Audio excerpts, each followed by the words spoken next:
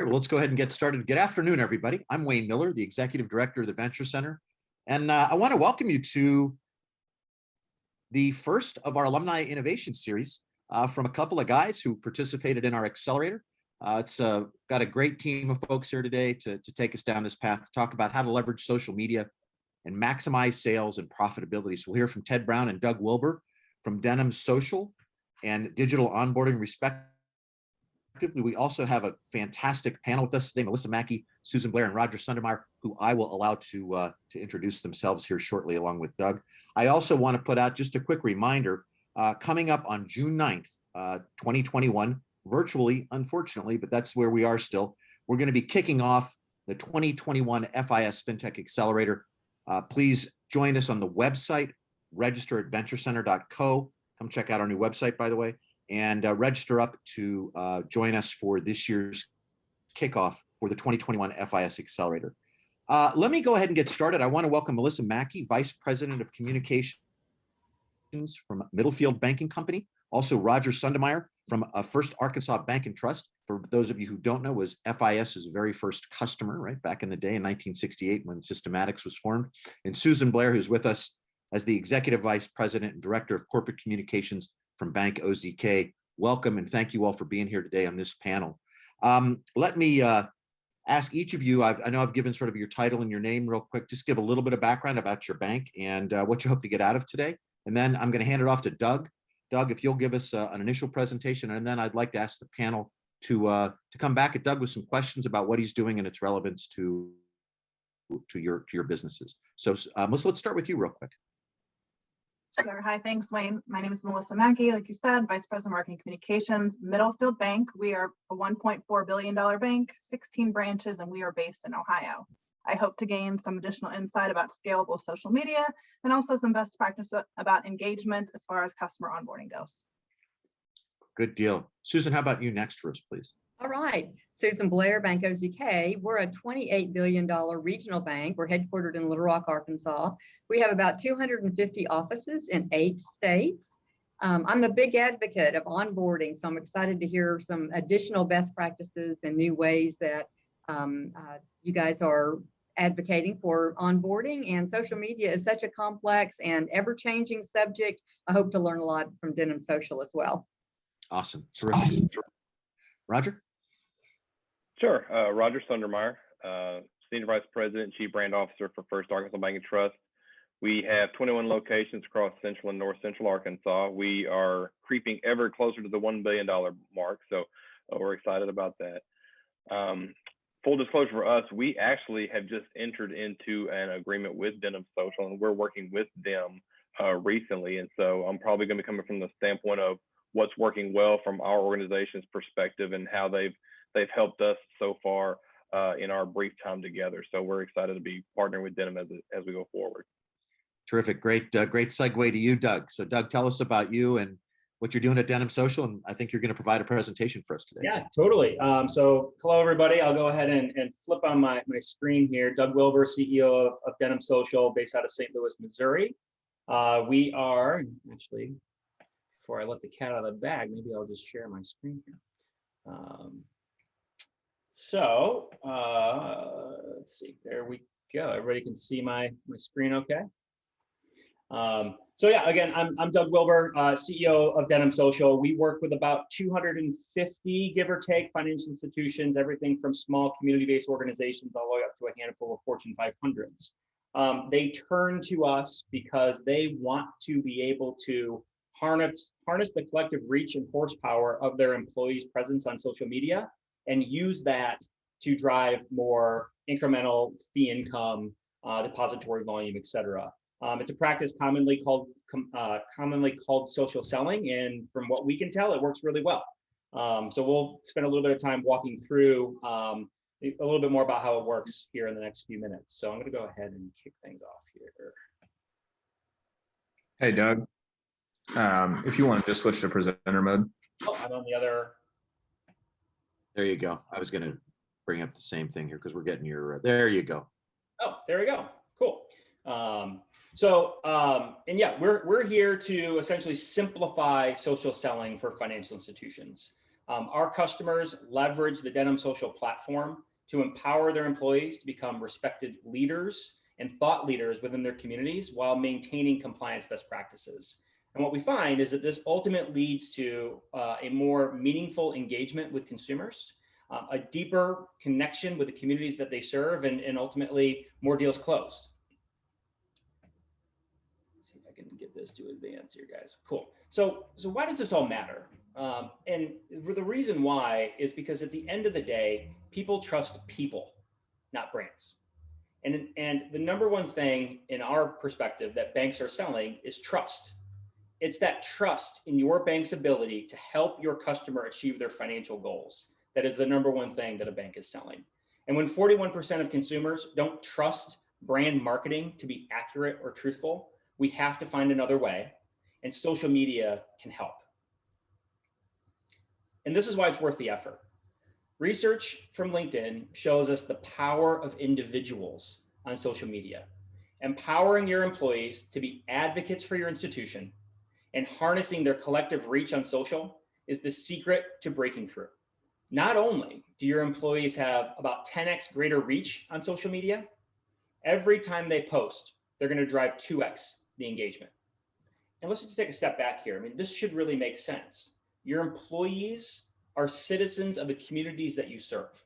So it should be no surprise that your customers are more likely to engage with someone whom they already know outside of the relationship they have with your bank. And the proof, as they say, is in the pudding. Sales reps who regularly share content are 45% more likely to hit their quota and 57% more likely to generate high quality leads. So you're probably asking a question right now, why doesn't every bank adopt a social selling strategy? And the answer is, it's incredibly hard. You have fears over compliance. You don't know what to say and how to build a relevant and shareable editorial schedule. And then the workflow management and complexity of going from just posting on behalf of a brand and posting on behalf of hundreds, if not thousands of customer-facing employees brings an extra layer of complexity that you need tools to be able to accomplish. And that's where we come in. Denim Social is the only fully compliant social selling platform specifically designed for financial services. We help our customers to be able to source high quality and shareable content that they can post on behalf of the brand, the branch, and their employees, compliantly engaging with prospects and channel partners on social, and then ultimately amplifying the reach of their social efforts with promoted content. We give our customers the ability to create, manage, publish, and advertise all from one consolidated dashboard. And this is a little bit more how it looks from a sales conversion funnel. We call this the social media conversion funnel. And if you look at the way that we've architected our platform, it's all designed to be able to establish trust and credibility on behalf of your loan officers, your commercial lenders, your wealth advisors, insurance agents, et cetera, to be able to establish trust and credibility with their first degree connections, and then drive opportunities further and further down through the sales funnel with promoted content that helps them reach audiences beyond their first degree connections, to generate high quality leads and converting those leads through our landing page creator, a no code drag and drop UI landing page creator, and then ultimately being able to retarget warm prospects with social media advertising, again, all from one consolidated platform. And of course, we do all of this while keeping you compliant. We built Denim Social from the ground up with the best practices of the governing bodies in mind. Key pieces of our platform that help keep you compliant are, things like making sure you've got appropriate approval workflows in place, you've got access controls, you have keyword filtration to make sure that we are alerting any content creators to a post that may not be kosher, so to speak, with the regulatory bodies. We archive any and all content and provide a secondary backup of any and all posts. And then we're listening as well and creating robust listening tools so that you know what's being said about you and your employees on social media. Just a few additional things here about us as a company. Again, I mentioned before, we're based in St. Louis, although with COVID, we've got folks pretty much spread across the country. these days, but headquarters is in St. Louis. We've got about 250 financial institutions on the platform today. We have some key industry endorsements and partnerships. So we are the exclusively endorsed partner of the American Bankers Association. We also have distribution arrangements with some of the core processors like FIS and CSI. And here's just a few of our customers. So excited to have a couple of our customers on the line today. And it's always great to be able to talk shop with folks who are on the platform. So excited for that later on in the hour here. And then just to kind of transition into where digital onboarding comes in. And if you take that sales enablement funnel and that social funnel and you turn it on its side and you think about Denim Social's ability to drive awareness, engagement, consideration, and ultimately driving deals to that moment of truth. And where that moment of truth resides, your CRM, your point of sale, your loan origination system, we're driving deals into and through your funnel. And then where Ted and the digital onboarding team picks up is on the other side with activating new accounts, identifying cross-sell opportunities, and then being able to educate your customers and creating lifelong relationships. So that's a little bit about Denim Social. Wayne, I'll pass it back to you. Good deal. Thanks, Doug. I didn't have to have somebody tell me I was on mute. That was really better. I like that when that happened. So, hey, thanks. And a great segue into Ted. But before we do that, I'd like to refer to our panel a little bit. And Melissa, if I may start with you, any particular questions or concerns that you have you'd like to direct towards Doug, please? Sure, Doug, if you can give an example of how you work with clients at varying stages. You have smaller institutions, the larger, and also some at varying stages. So from beginner to intermediate to advanced, how do you work with your clients to make the best out of what they have where they are and make it a scalable solution for them? Totally. Yeah, and we hear this quite frequently, and we internally we call it sort of the social maturity curve, right? And our baseline architecture is really designed with compliance in mind. So regardless of the size of the institution and the use case you're looking to solve for, our number one priority is to make sure you're doing so in a compliant fashion. So think of that as kind of the base layer. And then when you start to add on social networks onto the platform, certainly we can work with a financial institution who's really just thinking about it from the brand perspective or the branch perspective. Our data tells us, and our customer results tell us that as you continue to grow and you add your employees and those customer facing employees onto the platform, you're going to see an infinite amount of return on your social media effort. It's the same level of effort to create, schedule, and publish content. You're just doing it with a much bigger megaphone when you think about how do you bring your employees into the platform. But to your point, I mean, we have a couple of baseline pieces of our architecture that are available to customers regardless of size, compliance being one of them. One of the other things we released earlier on this year, which was a direct response to the number one challenge our customers said they had with social, which is, what do we say? What do we say on social? How do we create an editorial schedule that matters? And so we have launched what we call our content engine. So baked inside of Denim Social is a platform that surfaces the most relevant and shareable content that gets refreshed multiple times per day based on the types of content that you're looking to publish. So if you've got mortgage lenders on the platform, we can help you source relevant and credible content that would be, it would be relevant for a mortgage lender to be talking about on social media. We bring that content into the platform, pre-write the post for you, give you the ability to edit that post to make sure that it's on brand standards, and then push it out or schedule it for a later date. So regardless of the size of the institution and where you're at in our maturity curve, we can help a bank of almost any size. Great, thank you. Did that get you squared away on that question? Good, thanks, Doug. Susan, let me refer to you next, if I may, please. I'm going to hold Roger for last because he's already a client. So. Okay, so Doug, with the social platforms only presenting your organic posts to a small % of your followers, how effective are those organic posts if you're not boosting them? And should financial institutions always look at having paid social as part of their overall social media strategy?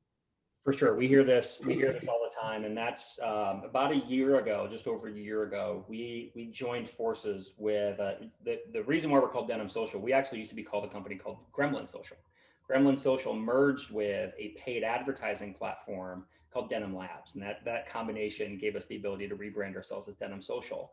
And the reason why we brought those two companies together is to answer that question you just posed, which is just posting organic content on social media is not enough.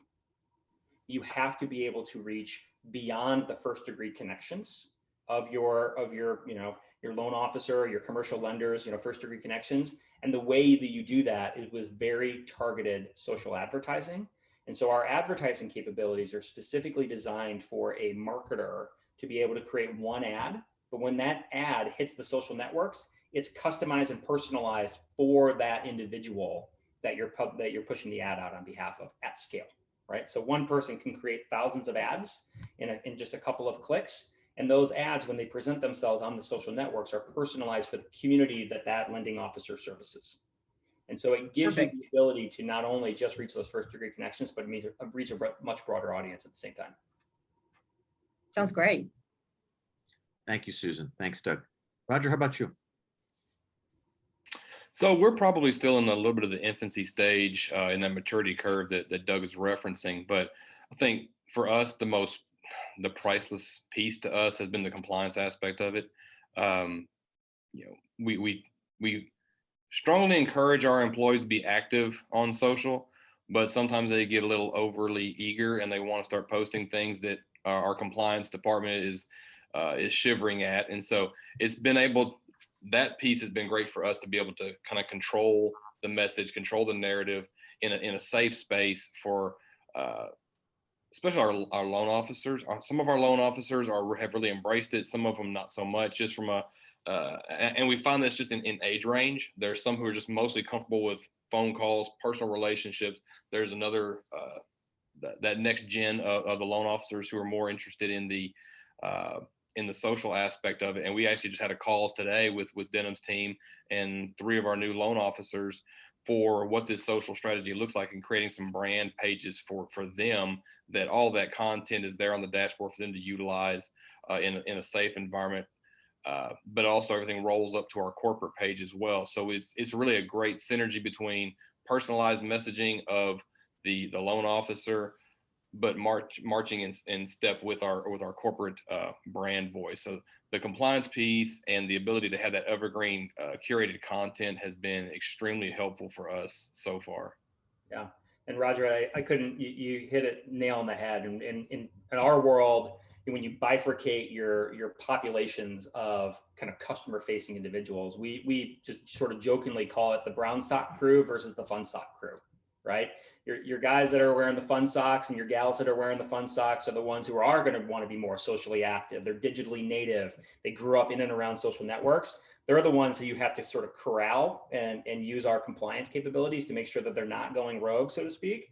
But the brown sock crew, yes, of course, they should be hitting the phones and continuing to do the things that have worked really well for them over the years. But in addition to, if they have marketing being able to run their social for them and to be able to manage it all on their behalf and post on their behalf, then they get the best of both worlds, right?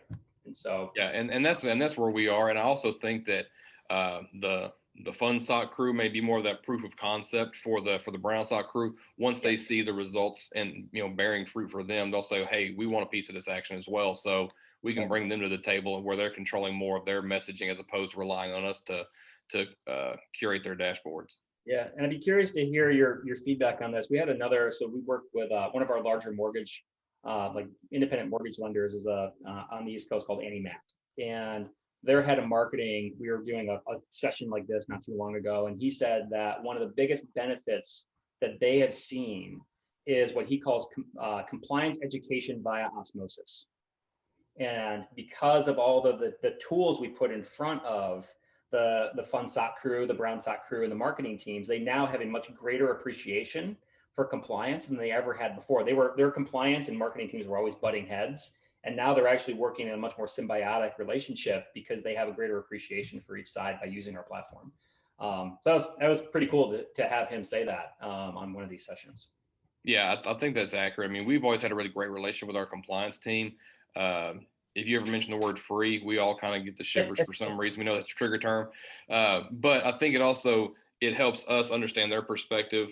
And we've tried to tailor what we do with compliance in mind, so we don't put too much stress on them from the standpoint of them always having to tell us no. We're always trying to meet at a midpoint of how can we right off the bat. So that's been very helpful for us. Very cool. Fantastic. Roger, Melissa, and Susan, thank you for that. And Doug, great presentation. Ted, let's turn it over to you. Great, thanks, Wayne, and great presentation, Doug. For those of you on who looked down at your socks and were sadly disappointed by the brown call, you're not alone. Thanks again for that presentation and that transition. So I'm going to pull up my screen, and really what we focus on as a company, I'm Ted Brown, the co-founder and CEO of a company called Digital Onboarding. And what we focus on as a team and a platform is really what Doug comes into play right after Doug's platform is done with acquiring a new relationship. So the name of the company and the platform is Digital Onboarding. It is an engagement platform built specifically for financial institutions. And to center, again, where we're talking about, we have all the things that go into awareness, the origination process to open up an account. But after that is a really critical point in time, and it's the engagement process and experience for a brand new customer or member, and how you get them to utilize the products that they open and ultimately build on those relationships over time to grow them and increase profitability. So what we'll be talking about from this point forward is all below that dotted line: product utilization and growth amongst existing customers. If you look at the big picture about why we focus on this and why we think this is incredibly strategically important for financial institutions, if you look at the ecosystem at large, there's billions of dollars going into new competitors, neobanks. And if you look and think about where are our competitive advantages, our relative competitive advantages, it's within our existing customers. So all of that money is coming after incumbents. And everyone on this call is generally representing an incumbent. At the end of the day, it's still very expensive to acquire a brand new banking relationship. And that hasn't changed. So when we think about our relative advantage towards these, the billions of marketing dollars coming after those relationships, is to continue to build on them. We know if we can serve a household with 3 products or more, that household is 10 times less likely to switch to a competitor. That makes them 10 times more valuable from a lifetime value standpoint, makes it 10 times more expensive for a different marketing budget to take them away. So big picture, this is why we think a growth platform and engagement platform is incredibly important. With the scarce dollars you have to spend, it makes a lot of sense to really focus on growing those existing relationships. So it's a very broad platform that can address a number of different needs for an institution. But some of the important ones we focus on are things like checking activation. So if you look at the checking account, it's still considered the household relationship account for a financial institution. But the challenge is that you end up spending at least $300 in activities to get someone to open up a new checking account through all the social selling and all the other things you do through awareness and origination. But industry-wide, 25 to 40% of checking accounts are closed within the very first year that they're opened. And that's a blended rate. That means that includes everyone who walked into a branch, met with someone in person, had a conversation, opened up an account, had a coffee. It also includes those people who took 5 minutes out of their day to go to your website and open up an account.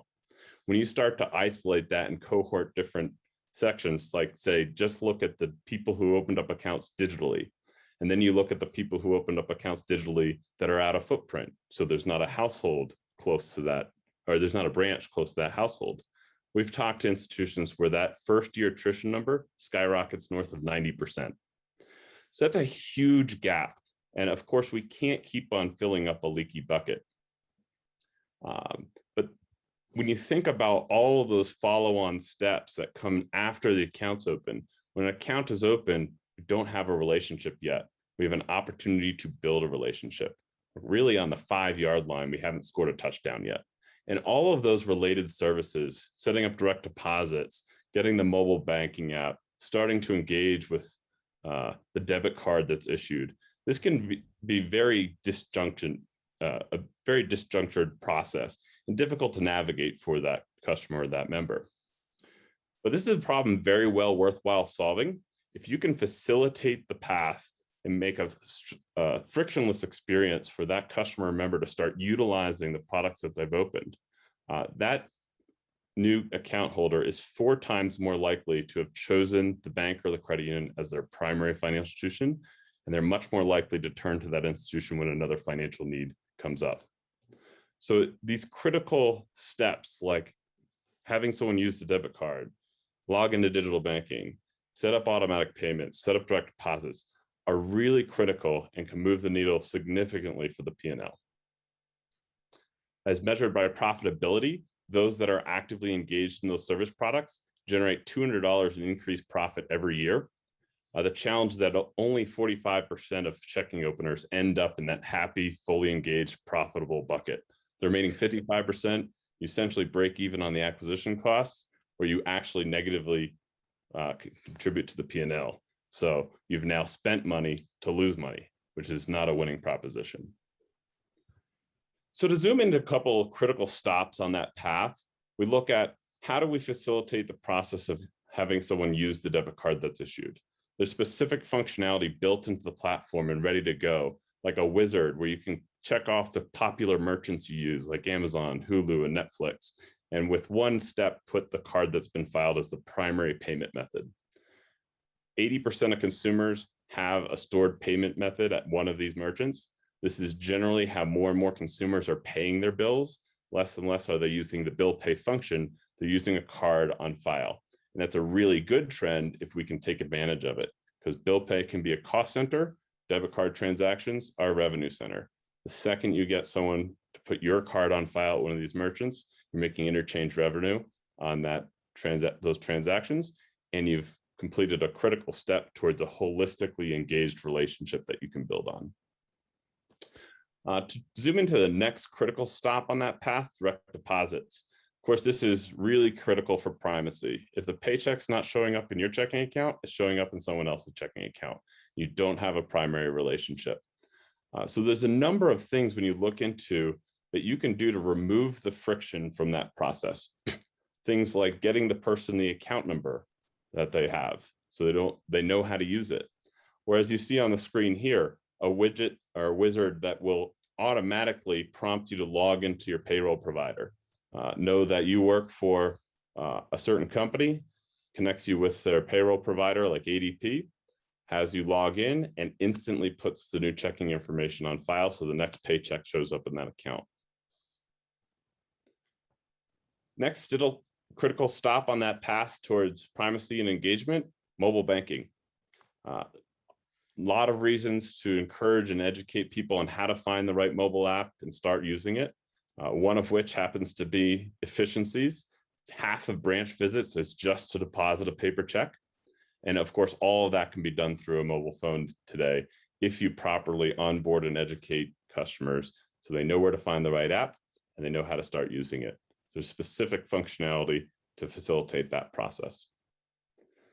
And finally, as you start to zoom in and try to figure out why are people doing things like opening up checking accounts and not following through with common sense things like logging into online banking or setting up direct deposits? It turns out a lot of those friction points are simply because they can't remember their account number. Particularly if you think about it, if someone opened an account online, you may have flashed the account number on the screen. Unless someone jotted it down or had a photographic memory, they don't know what their account number is. And that piece of information is critical to complete a lot of these follow-on steps. So we built very specific functionality to solve this problem, a secure way to share sensitive information like an account number with a customer right when that person needs it to complete a task. And last but not least, specific functionality about capturing compliant opt-in for digital communications. We can't digitally onboard someone if we can't digitally communicate with them. And if you think about this as a gap that every single bank faces, because a lot of these customers signed up well before text messaging was a thing. So of course you didn't take the time to explicitly ask that customer, can I send you a text message? But we know that things like text messaging are an incredibly efficient channel. People read the text messages, they appreciate the text messages, but we need to facilitate the compliance aspects to getting permission to do that. And that is all baked into the platform to dynamically know when we need to ask for someone's permission and complete that without any effort for the bank. To give you a sense of some of the KPIs we follow with our partners on this type of use case, checking activation, we're really looking at how much can we lift utilization of those critical service products within the first 30, 60, or 90 days after an account's open. That's your critical window to get these tasks achieved. If someone's not engaging with something like the debit card, direct deposits, or online banking within that time frame, they most likely never will. It's very difficult to go back and re-engage with someone who has not adopted these services. So we tend to follow those KPIs, and as you can see on the screen, we've had a lot of success in lifting things like debit card utilization, mobile banking utilization. But we like to say that onboarding starts from the second someone opens up an account, and it never stops. You need to, once you've cemented that relationship, it's important to continually engage with that household so that you're top of mind when a new financial need comes up, say a mortgage. Mortgages have been very popular this past year with low rates, but 1 in 3 customers will end up turning to a competitive institution for their next product rather than reaching out to their primary institution. Another problem very well worthwhile solving, to give you a sense of how partners will use the platform to address these goals, append your customer information to know who's applying for a mortgage but hasn't asked you for one yet, and deliver a highly personalized, targeted message to say, did you know you can get that mortgage from your bank? If you're pre-qualified, click here to apply. To give you a sense of some of the success our partners have had in these types of cross-sell campaigns or campaigns to deepen an existing relationship, the example in the middle is an example of an institution who did that campaign I just mentioned, the Mortgage Intercept campaign. And on that alone, got a 33-to-1 gross profit ROI. The example on the left is an institution engaging with a single product auto loan relationship. It's a notoriously unengaged relationship for a financial institution. The customer just bought a car and got a low rate and didn't consider anything else. This institution addressed it and had an 18% lift in cross-sell from a single product auto loan relationship to a checking relationship. An example on the right is an example of an institution who layered this digital process on top of their traditional print tactics for credit card cross-sell and doubled results. So the platform itself, there's a lot of specific features and functions that we think are critical for addressing these gaps. Some are generally important table stakes for engaging with customers digitally. But then there are others that are very specifically built for financial institutions to solve these challenges. The whole concept is based off this concept of a personalized digital guide that is created for each customer. And what's in that digital guide is highly relevant for what's important to that person and helps them facilitate those actions in ways that you can't do in just something like a text message or an email. So I mentioned some of the important ones. Everything is tracked digitally, tested and optimized automatically. And we mentioned a few of those purpose-built widgets that are really critical, like the card on file function, secure personalizations, direct deposits widgets, but really critically ready to go assets that are built for common goals that a bank would have, which allows you to launch these campaigns quickly and rapidly iterate on them so you don't have to build it from scratch every single time. So I talked a lot about the household relationship account, checking accounts, but there are a lot of other opportunities to increase engagement with customers and make a big impact to the business. For example, mergers and digital conversions, they're happening all the time in our industry. And every time you try to get a group of customers from one digital experience to the next, it's an opportunity to lose them. The platform is optimized to facilitate these processes so that you can seamlessly transition people to new digital services and digital experiences. Just to give you a sense of some of the customers we work with, there are over 60 banks and credit unions who run the platform today, and those range from small community banks and credit unions all the way up to some large national brands.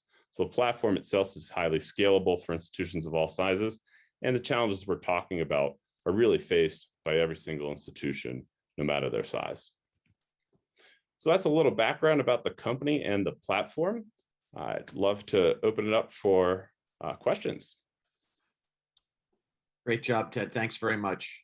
Awesome solution. Great traction as well. Roger, you want to kick us off on this one? I'll let the guys lead the charge this time. How's that? Okay, thanks.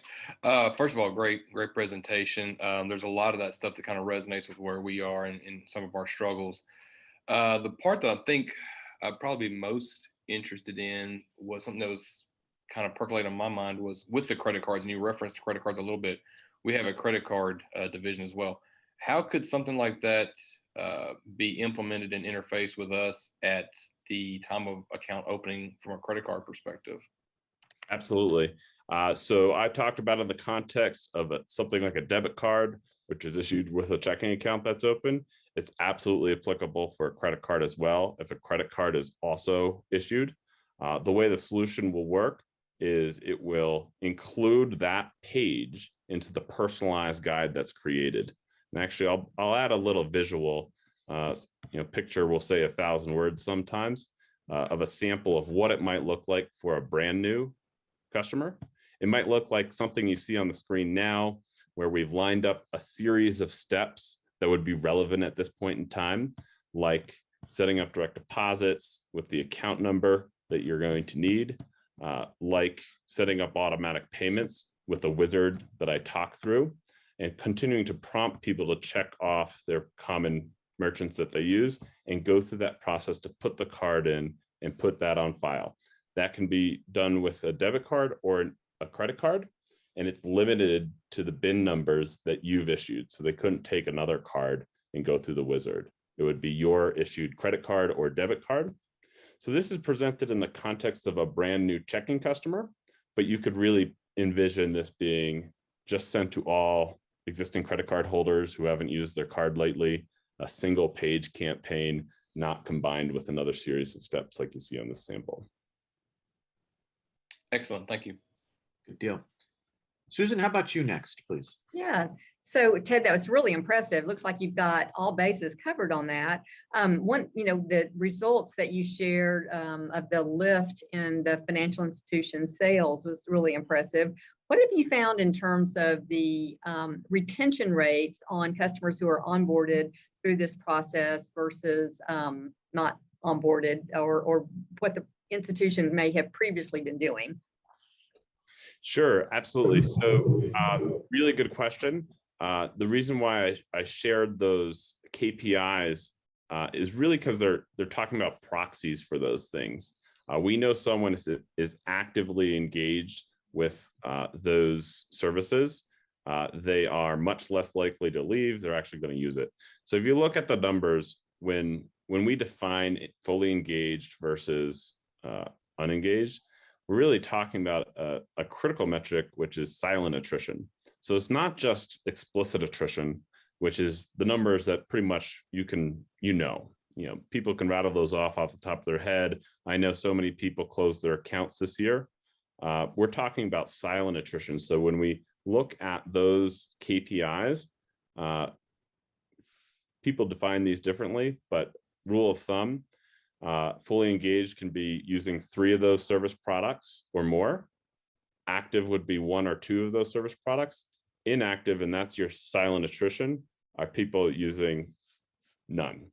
And so industry-wide, that's about 11% that end up fully inactive. And we've driven now those numbers down. It's on a case-by-case basis, but really when you start looking at those numbers, you don't need to make a big impact. 1 percentage point of moving from inactive to active or active to fully engaged makes a huge impact to the P&L. So that's really why we focus there. And we focus on those initial leading indicators, which are the engagement components. And in a lot of scenarios where people are just using the system, you wouldn't know what that leads to for on an annual basis or multi-year basis, but it's a pretty good indicator of a read you can get on efficacy in the first 30, 60, 90 days. Yeah, I think what so many institutions find is that they'll have a new account open, but because of the difficulties in transferring direct deposit or automatic payments, the account is really never funded and activated, and then they just go back to the former institution because it's just easier than the momentum that it's required to get everything switched over. So that makes a lot of sense. That's right. And your numbers are being driven by those inactive or not fully engaged. If you can, and that's why those are such critical leading indicators. If you can get them engaged in the services, those aren't the people contributing to your attrition numbers. Good deal. Thanks, Susan. Thanks, Ted. Melissa, how about you? All right, I absolutely loved the debit card piece of it to your favorite. So I'm one of those Apple Pay customers. I'm probably 50% more likely to use a store if I don't have to enter my information, double click, done. That could be dangerous. During this meeting, I probably could have spent a couple G's on things. So anyway, that's great. My question is more so on how do you keep the human element in it? How have you seen your FIs blend that with their personal bankers still making outreach, sending thank you notes, or how do you blend the traditional world of the banker to the digital world? Like, how do we keep everyone comfortable and how do we make the best of both of those worlds? Sure, great question. Again, I'm going to go back to a picture says 1,000 words sometimes. So the experience that I pulled up as a sample, very flexible. It can really look a lot different from what I'm showing on the screen, but some design elements of what is in this sample. For example, persistent throughout is instant access to help. Click to call, click to email, click to book a meeting, click to chat. And this can be assigned to a person, dynamically to a local branch manager, if that is something you're designed for your support model. It can be to a centralized call center if you'd like, but we love connecting people personally. And for a lot of community banks, that's the relative advantage, and that's why people like to bank with local banks. So that persistent throughout is such a critical time in the relationship. We want, if someone is having any challenges, to know who to go to and make it easy for them to go to them. So as I said, that could be dynamically your local branch manager. If we're talking about a small business relationship, often there's an assigned person, and we know by the numbers, only half of small business owners know who their assigned banker is and who they can call. So making that connection is going to be critical for reducing churn, particularly in some of these high value segments like small businesses, and also increasing satisfaction. Good deal. So Ted, I'm going to stop you there. We've got a couple questions I want to offer up to both of you guys while we have about a little bit better than 20 or 15 or 20 minutes left. But before I do that, we've had a chance to drop a quick poll in for digital onboarding in terms of follow-up that Ted and his team can do. I want to do the same thing here real quickly. I'm going to launch just a quick poll to allow our participants today to indicate their interest in, so that Doug can follow up as well. Let's give that a minute here, if you don't mind. While we're doing that, Doug, let me, or Ted, actually, let me start with you. I think it might be easier. And then with Doug, I'll go over to just a couple of questions that have come in through the chat, et cetera. Talk a little bit about the implementation process for digital onboarding, Ted. Big issue for everybody, right? Cost and implementation matters. So while the poll's going on, we can let you think about that for just another minute here. Yeah, we've put a lot of focus, time, effort into that aspect, and we know it's so critical. 45% of financial institutions are still just handing out brochures. That is the digital engagement strategy at 45% of institutions. It's the welcome kit set of brochures. When you think about why are we in 2021 and still thinking that a paper brochure talking about online banking is the right medium to get someone to use online banking, it's really because of implementation challenges, not having the time or the expertise or the resources to stand up a system. So that was a critical part of how we thought through and built this product. And it comes in a variety of ways. So typically, we're working with our banks and credit unions to launch their very first campaign within 1 to 3 months. And there's a number of things that go into that. A lot of it is simply content review. So for example, we built pre-built assets. So there's a little wizard. Many banks have common goals. You don't have to build every page that I showed in the sample from scratch, or every email or every text message. You click the wizard and say, my goals are to increase digital banking adoption, debit card utilization. You pick through pages, you pick through emails, you pick through text messages, and then you can unlock them all in a WYSIWYG and change everything very simply. But having that starting point makes it really easy to launch. That and then other shortcuts in terms of data. to start using the system without a 5-year digital conversion project is really critical. So probably don't have time to get into all those details, but high level, the first campaign is usually launched in 1 to 3 months. That knocks out a lot of one-time efforts. So the subsequent campaigns are usually launched within about 2 weeks. Thanks a bunch. Roger, Susan, Melissa, any other questions for Ted? I got one more for him and then we'll slip over to Doug, but let me just ask you guys if you want to have anything further you'd like to ask. Good to Ted, go. I'm sorry, go ahead, Susan. have any institutions asked you to incorporate a Net Promoter Score assessment as part of the onboarding process? Yes, absolutely. And actually, I'm going to go back to my old line because I have the share capabilities. Picture says 1,000 words. So in our sample, one of the last steps was to collect some feedback, a quick little survey, multiple choice questions, free form questions. While you're engaged, I want to ask you a few questions. Often that is in the form of a Net Promoter Score. But another easy to use widget, you can drop these anywhere in a page, configure any questions you want, and it's easy to capture that feedback. Great. Melissa, anything further? Good to go. Roger?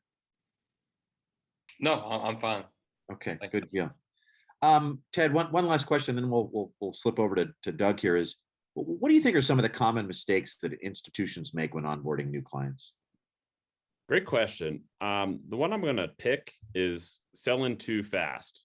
And a lot of these gaps in numbers that we see come down to compensation policies. So for example, for a long time, we compensated bankers based off the number of accounts that they could open. And that turned into a lot of accounts being opened, but that didn't necessarily turn into profits or relationships. We took a lot of shortcuts to get more checking accounts open, for example. We shortened the application process online. We made it from 10 minutes to 5 minutes and put off a lot of steps like funding and other things for later. That's the same case with cross-sell as well. We compensated people based off, how many people can we get, 3 products or more. But when we think about properly onboarding someone, we need to earn the right to get that next piece of business. So if someone opened up a checking account, we have to help them use the checking account that they asked for before we ask them if they want an auto loan or a mortgage or something else like that. So I would pick that one as the mistake that is most often made in an onboarding process is jumping immediately to the next product. We need to help people use the product they asked for initially, and that earns the right to get that next product when the need's there for that household. It's great selling advice for all of us, right? Thanks, Ted. Okay. Hey, let's switch over to Doug a little bit. Doug, let me just ask the panel if they have any further questions they'd like to ask you. If not, I can support some of that with some of the questions that have come through the chat. Melissa, why don't we go ahead and start with you? The ever popular, how do you show value? So how do you help Sure. your FIs via your reporting capabilities or other insights to just be able to leverage that the engagement will bring profitability? Sure. Yeah, totally. So we've seen significant increase in engagement on social media when our customers start to move onto our platform. A couple of just kind of anecdotal nuggets to illustrate this. So one, we've got actually a mortgage lender here in St. Louis. They did some analysis because we at the time didn't really have a lot of data coming out of their point of sale system or their loan origination system, but they did some anecdotal measurement, and they estimated that their loan officers who are active on social media on average closed an extra loan a month. And their average producers were, this is at the time, their average producer, this is not the refi boom that we're in right now, but their average producers are closing about 4 to 5 loans a month. So one incremental was a significant lift in productivity. Another one of our customers is the People's Bank of Washington. They were quoted in American Banker as saying that when their loan officers go dark on social media, they see a measurable drop in referral traffic. And what they mean by referral traffic is, and if you think about the value of social, is not just talking directly to your customers, it's talking to your channel partners, right? The real estate agents, the house flippers, the contractors. all of those folks who are really at that pointy end of the spear when it comes to building the initial relationship. And so they saw a material drop in referral business when their lenders went dark on social. And the minute they flipped it back on using our platform, they saw that referral business come right back. So we know there's a lot of measurable benefit. And it doesn't really take, all that much. I mean, if you think about the incremental revenue tied to a mortgage or a new commercial loan or all of that, it doesn't take a whole lot of movement of the abacus, so to speak, to really build out a solid ROI model. Good deal. Thanks. Susan, how about you? Anything further for Doug? Yeah. Why don't you come back to me? I'm not quite there yet. Okay. Roger, we're happy to do that. So. It's gonna be a doozy. I can't wait. I'm good right now. Okay, good deal. Hey, let me jump in before Susan while she's still thinking through a question. Doug, there's a question today about social and trust, right? Mm-hmm. So how do you build trust today on a platform like social where some people have some issues with trusting social, right? So sure. I mean, and it all comes back down to, in our industry, and we've said this, probably ad nauseum over the last handful of years, but in our industry, more so than any other industry, right? Different than quick serve restaurants, different than sneaker companies, different than apparel manufacturers, people buy from people in our industry. People bank with people in our industry. That's why we have loan officers, commercial lenders, wealth advisors. We have all these individuals in our lives who help guide us to make more sound financial decisions, right? So when it comes to social media, it's those individuals that we need to be connecting with our customers, right? Those are the folks who are going to be gaining that trust, that credibility, making sure that we're sharing relevant and credible content, right? So that was a key component when we were developing our content engine, is to make sure that the articles that we were surfacing and making available were all coming from credible news sources, right? They weren't coming from the dark web or anywhere kind of on the fringes. It was Main Street, right? This is really good, credible, editorial. And so that's the type of content that we're surfacing.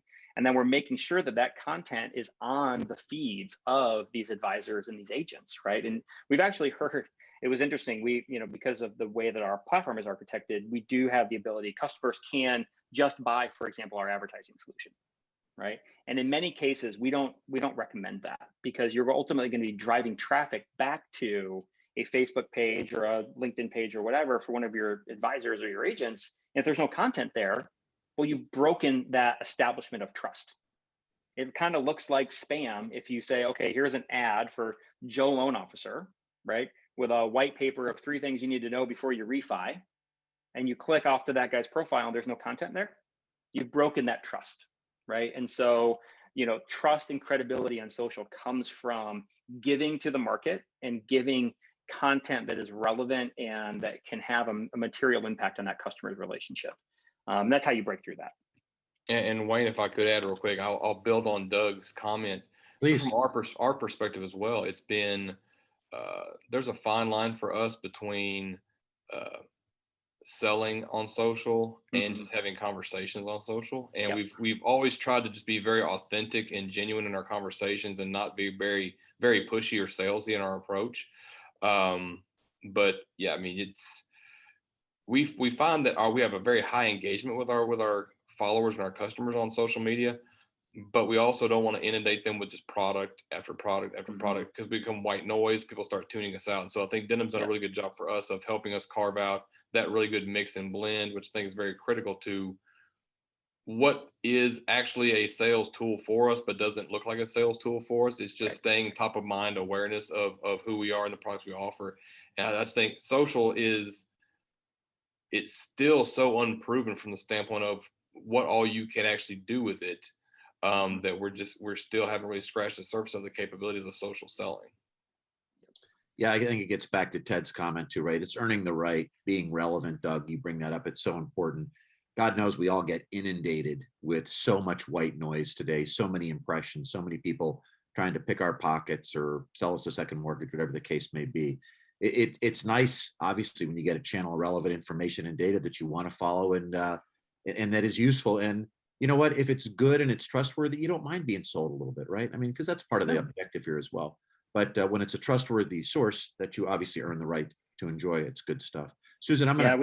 Yeah, well, just one last thing I'll add on top of that is that we hear quite frequently, when we're working with a new customer and they are subscribing to this idea of social selling, and that, we've got 200, 300 mortgage lenders, and we want them to become thought leaders, right? And they throw that word out there that we want them to be thought leaders.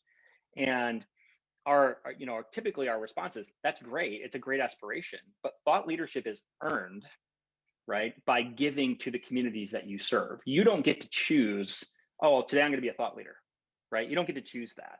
The market will dictate who the thought leaders are, because they will gravitate back to you and they will engage with you, right? And so our role in all of this is to make sure that we're giving our customers the ability to establish credibility and trust, right? And then in turn is when the thought leadership activity starts to happen. Great point. Thanks for that. Susan, I'm going to give you the chance to ask the last question here today, and then I'll wrap things up for us.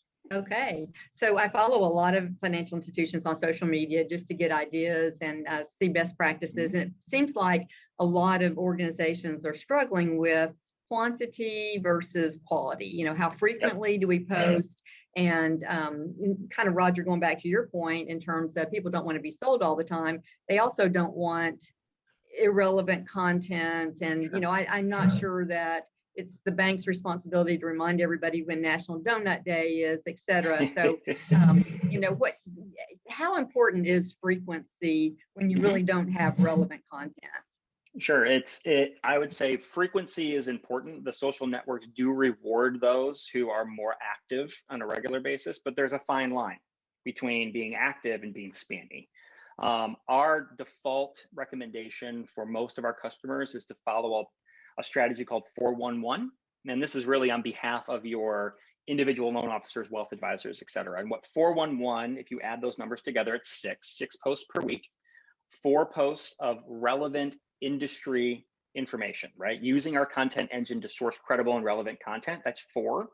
1 more product related update. So to Roger's point, you're not hitting people over the head with sales all the time. It's okay, as part of an overall content strategy to talk about your products, right? You just don't want to do it all the time. So 4 and 1. And then the last one is a more personalized post. So in the mortgage industry, for example, it's a picture of the loan officer with the new homeowner dangling the keys to their first house at the doorstep, right? That's what we recommend typically as a good cadence of content. It's something that is approachable for most of our customers. It's not too much of a lift, but it gets you the relevant amount of exposure, to your point earlier about breaking through kind of how the networks treat you and how they surface that content algorithmically. And then beyond that is where the social advertising comes in, right? And being able to pinpoint what geographies and with what message do I want to hyper target people who aren't first degree connections, expand that sphere of influence. Great. Hey, well, that's about it. That's a wrap. So, so look, this is the first alumni innovation program here today. So thanks to Susan and Melissa and Roger for participating with us. Ted, Doug, always great to see you guys. We love our alums and the great work you're doing out there for banking and helping to change the world digitally. It's been a crazy year. Hopefully we'll get a chance to get back to doing this live and in person, although obviously we've all learned to embrace this platform, and it's allowed us to go an awful lot wider and deeper with so many different institutions across this country and even on a global basis. I want to thank Hamza and Annalise from our team who've done a great job of standing this up today and continuing to support our alumni and our organization, all of our sponsors, of course. And just another reminder, June 9th, kickoff for the FIS Accelerator this year. Please go to our website at venturecenter.co, register up. And if you want to get a hold of Ted and Doug, reach out to us. We'll be happy to be helpful there as well. Have a great rest of your day. Again, thank you all and be well. Thank you. Thank you all.